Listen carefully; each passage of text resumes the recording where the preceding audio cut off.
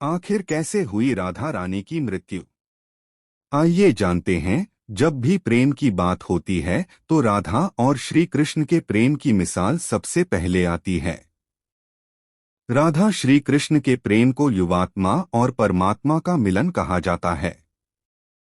बोला जाता है श्री कृष्ण को केवल दो ही चीजों से सबसे ज्यादा प्रेम था। यह दोनों चीजें आपस में एक दूसरे से गहराई से जुड़ी हुई थी। वह थी बांसुरी और राधा। लेकिन किसी को यह नहीं पता कि राधा जी की मृत्यु कैसे हुई।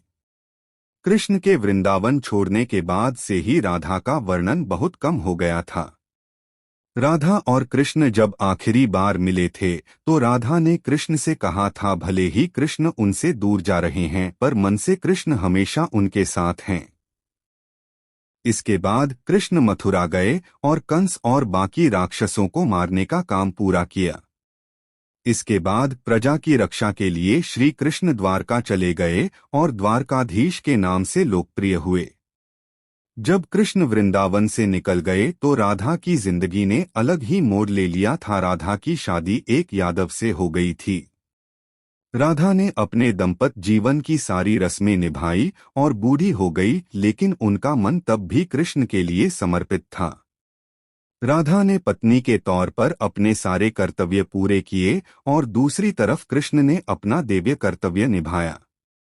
सारे कर्तव्य से मुक्त होने के बाद राधा पहली बार अपने प्रेम कृष्ण से मिलने गई। तब वहां द्वारका पहुंची तो उन्होंने कृष्ण के साथ रुक्मिणी के विवाह की खबर सुनी, लेकिन वह दुखी नहीं हुई।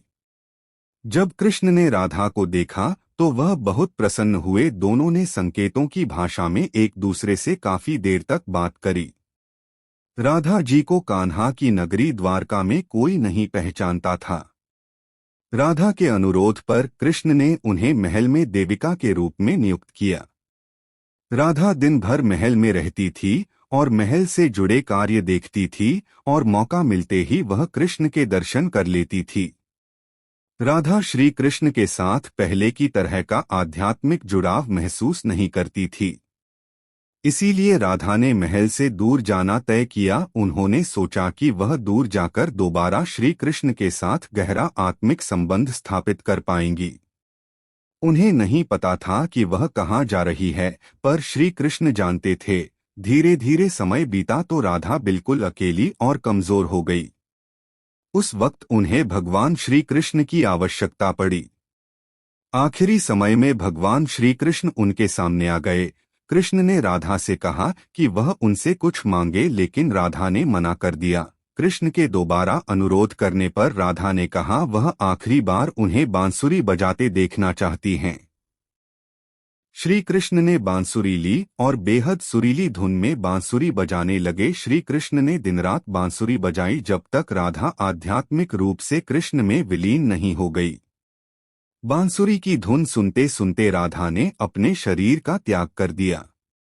हालांकि भगवान कृष्ण जानते थे कि उनका प्रेम अमर है, उसके बावजूद वह राधा की मृत्यु बर्दाश्त नहीं कर सके। कृष्ण ने प्रेम के प्रति बांसुरी तोड़कर झाड़ियों में फेंक दी। उसके बाद कृष्ण ने जीवन भर बांसुरी या कोई अन्य वाद्य यंत्र नहीं बजाया।